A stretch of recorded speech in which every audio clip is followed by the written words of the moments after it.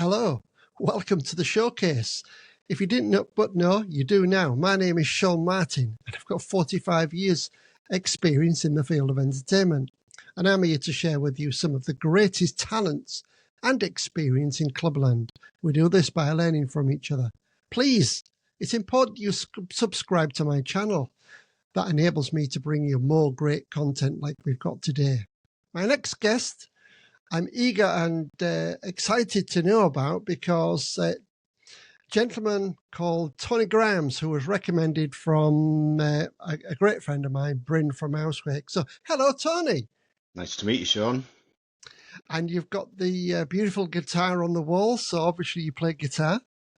Well, Trade Descriptions Act might disagree with that, but I'm a chord basher for sure. Yeah. Excellent. So, Tony, we've not had the pleasure in meeting in real life, so here goes. You're going to tell me all about yourself. Sure. Yeah, absolutely. So how do you want me to start? Just go with my story?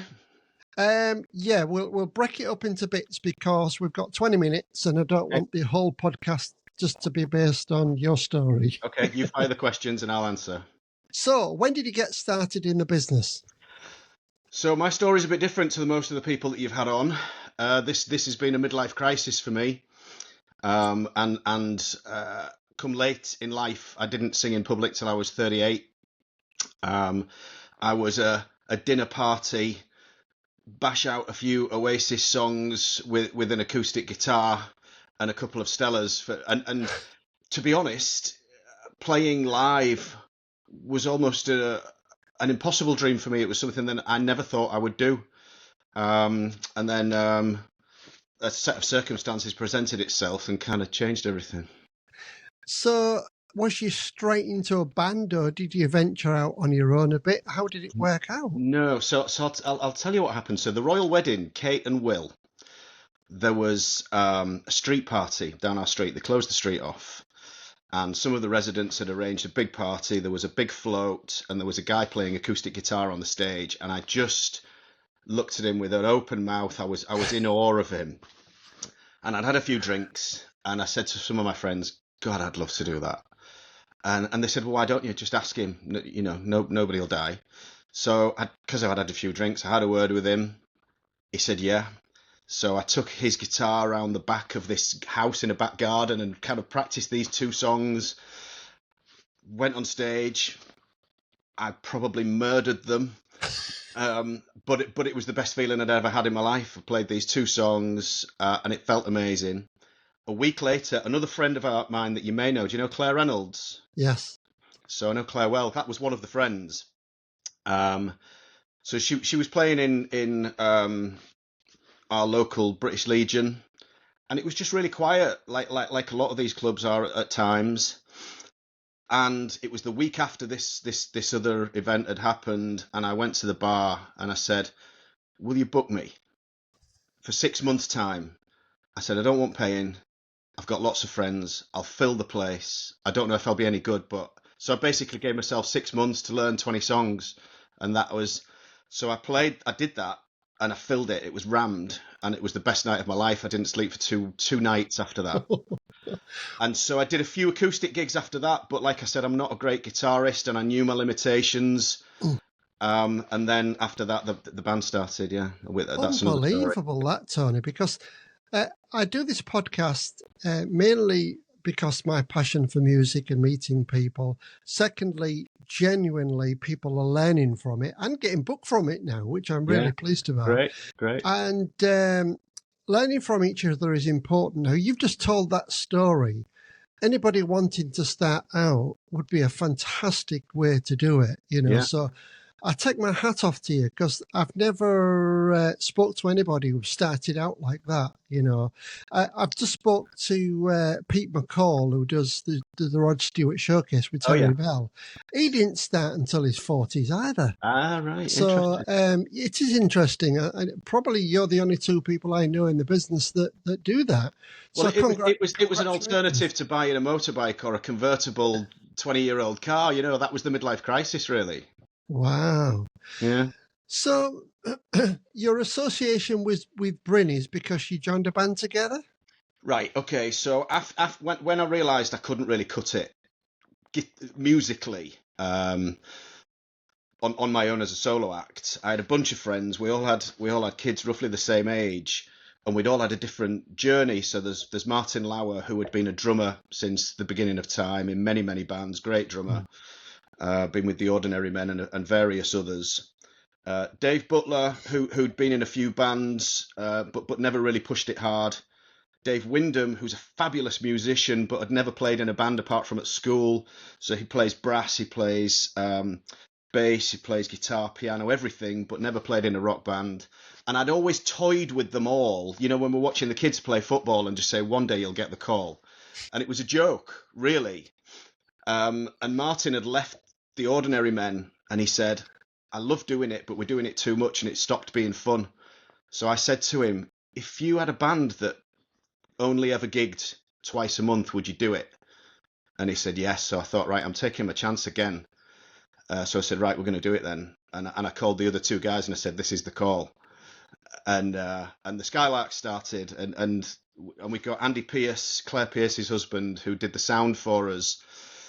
And apparently, after our first gig, he went home to Claire and said, these are lovely guys, but I don't think there's anything I can do with them. They're awful. And he didn't have the heart to tell us.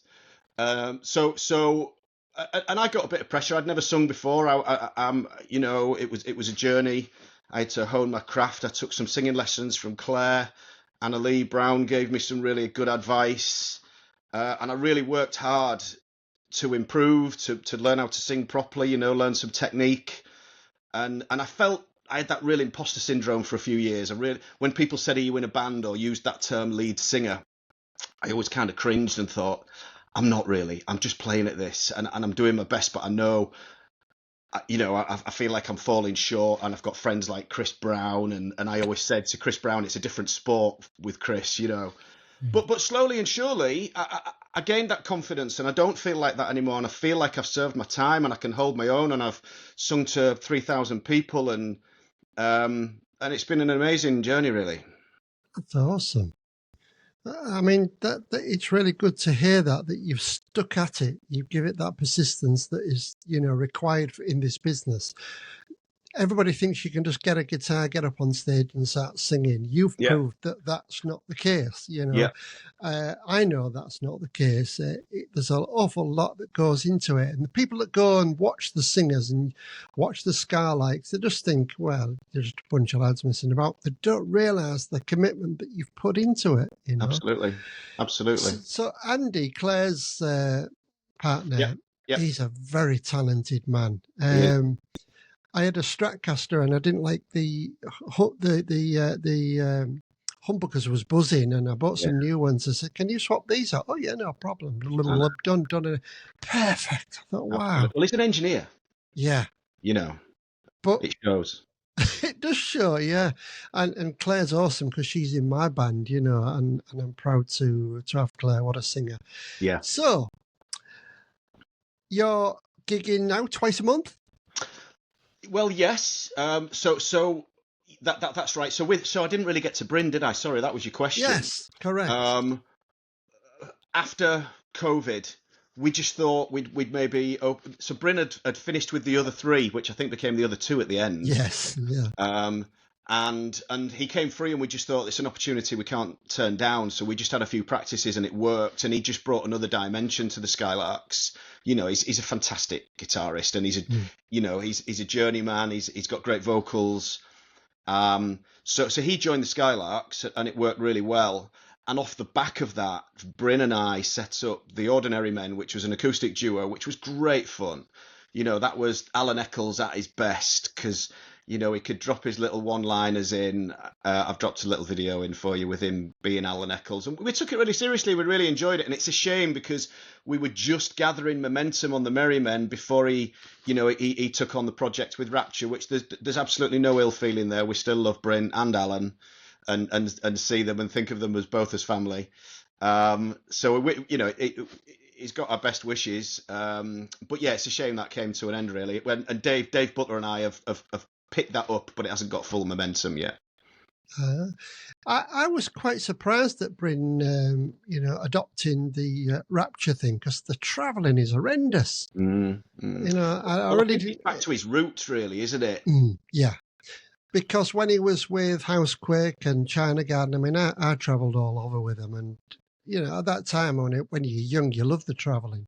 Now I wouldn't like to do it much, Yeah, but yeah, they're kind of like inbuilt GPS systems. exactly. That's right. So I understand that, and he is a good guitarist, and it deserves to be with a good band. And Rapture are just the best party band going. Yeah. You've seen them live, of course. I've And not seen them live. I've seen lots of the video, and I've met Simon. But you can tell even from the movies, they've got bundles of energy, great stage presence. They really put on a show, don't they? Absolutely. I don't know where they got the energy from. So your aspirations, who kind of like, who do you follow? What kind of music are you into? Is it Oasis or? Well, it's funny. A lot of what we play isn't what I would listen to. It's strange. So I like lots of small artists. Spotify really changed the way I listen to music. I kind of bounce from one band to the next, and I listen to a lot of indie stuff. That's what I would listen to, but I don't really play that.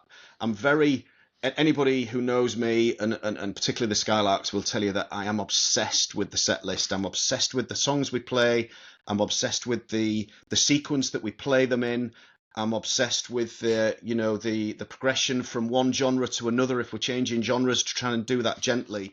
So a lot of what we play isn't necessarily what I would listen to at home, but I love singing it and I love performing it, because we have to play what people want to listen to and what people will dance to. You've hit the nail on the head. I often you get people, I'm going to sing this, I'm going to sing this. It does, and it sounds, people don't like it. Yeah. Unfortunately, people still like the classics. Band after band after band, they all become the same because they play the same stuff that people just want. Yeah. You can't go in there. You can't go into a club singing, Beatles all night. It'd just be boring. They want to hear something a bit more exciting and up-tempo, Brown-Eyed Girl and all that kind of stuff. Yeah, that's right. So there's a few things that I think, as the Skylarks, that we have that makes us who we are. Dave Butler is an engineer, and he solves problems. So if we hear a song and we think we can't reproduce that, and we try not to do any backing tracks. We've got a couple of samples and what have you that we use. And I don't put anybody down who does use backing tracks. That's just our approach. Yes. So he will make things. He's made these pedal boards out of organs so that he can play some notes with his feet while he's playing his guitar to solve a problem, to give us an intro or an organ effect and things like that. So that's one thing we've got. Dave's fantastic at solving problems and giving us a bigger sound than the four people that we are now. We've got Dave Wyndham, like I said, who's a great musician. So he plays brass sometimes. He'll play his trombone, which gives us things. And then I do think that our set list really stands on its own. We only play songs that fill the dance floor, but we really do span genres. So we'll do anything from, like you said about the songs that work. I think we've always played Johnny Be Good. Johnny Be Good works every single time. Yeah. It's unbelievable. How old is that song? 70 years or something, and it works. Yeah. But at the other end of the scale, we do Insomnia, so, and it works, and it fills the dance floor. It fills the dance floor every time. And we do Freed from Desire, but we do the Kings of Leon. We do Stevie Wonder. I do Beyonce. So, anything that's a banger, and like I've said, we usually get Dave Butler to arrange it and say, how are we going to do this? How can we do Beyonce and do it justice? Because we never want it to be tacky or not do the song justice, even if we do our own take on it. And the audience, even they know that I'm a ginger blue man singing Beyonce. They've got to recognize it straight away. They've got to associate with it and know what the song is straight away. It goes down a storm. Excellent. It's really good to hear. You don't get many men bands doing girl bands or girl singer stuff, you know. Yeah. I think the only girl song I ever did was Tina Turner the Best. Yeah. That goes down well. So what's your aspirations now now you've kind of like got into it, you're enjoying it, you're just happy doing two a month? Yeah, definitely. I never. The thing is, it's not a career for us, and that's why I was hesitant about coming on the podcast, if I'm honest. Oh no, you're perfect for it. Okay, well that's good, thank you, because I know that I'm in esteemed company. The likes of Lee Kamen and Rick and Chris Brown and Claire and all of these kind of people have been doing it since forever.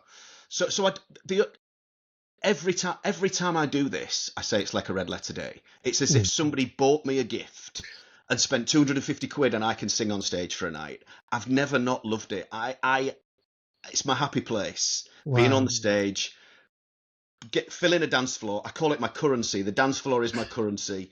I fill it. If we learn a new song and I lose people on the dance floor for 2 gigs running, the song's gone. You know, I love filling a dance floor. I love seeing people having a good time. I feed off it. I get the energy from it. So in terms of, that's almost the nice thing about doing it late in life, is in some respects I was kind of robbed of what you probably all started at 15, 16, and you had the luxury of having those aspirations of making it. You know, you probably, when you're 15, 16, you're allowed that. But at the same time, I've never been let down or disappointed by not having that. I started at 38 and my only aspirations was to sing in front of a full dance floor. That's it. That's all I ever want. Tony, you play guitar as well as sing, or do you just sing? Yeah. So I do play guitar. Like I said earlier, I'm not great. I'm a chord basher. I don't do any lead, but I'm kind of reliable and robust. I fill the songs out that need rhythm. We have probably a third of our songs, maybe more, where I'll just sing, and I've got my wireless mic and I'll get out there and interact with the crowd and do what I need to do that way. So it's a bit of a balance. So are you an acoustic player or electric? Both. So I've got my acoustic behind. So when we do the Merry Men and when I did my solo stuff, I played my acoustic behind. But I've had a few guitars over the years, but I've recently got an SG, and I love it, an Epiphone SG, and it's light, and I can throw it around and rock out to that. So yeah, it's good. So coming towards the end, how do people book you? Okay, so usually by Facebook. Get onto Facebook, the Skylarks Band on Facebook. We used to have a website, but it didn't get many bookings, so it's either that or just contact me. But yeah, Facebook's the best way. Yeah. So you kind of like do weddings, corporate events, pubs, clubs? We do. We do. So we've done some big ones. We did Paul for Brain, which was a really big gig at the Hilton. We're doing that again this year. Fantastic gig. We've got a few charity gigs that we do at big hotel venues. Yes, weddings, anything like that. But we've played the clubs. We played New Walton Club last year, which was, that was huge for me. I was really nervous, but it was good. We play local pubs. We often joke that we should be in the Guinness Book of Records for being the least travelled band in history. So HU 14-3 tends to be our stomping ground. If we go to Swanland, we sometimes say we're on tour. But we, joking aside, we do travel anywhere in East Yorkshire, really. Any of those venues, and we'll definitely bring a party to life. I can guarantee that. Fantastic story, Tony. If you was going to give any advice for any aspiring young musicians, what would you say? Don't get to 80 and regret not doing it. Right, I understand. Do it. Just do it. Yeah, because there's nothing to lose, is there? No. Take advice. I meet so many people who say they want to sing. If you can hold a note, take singing lessons and do it. Outstanding. Tony, or Tony Graham, should I say, the Skylarks, good friends with a lot of musicians in the town, popular man. I wish you nothing but success. Thank you for coming on my podcast today. I'm sure many of the people that are watching are going to take some advice from you. Again, I'd like people to like and share, subscribe this to help Tony. His video will be at the beginning of this podcast when I've edited it, and the numbers and the Facebook. So thank you very much, Tony Graham.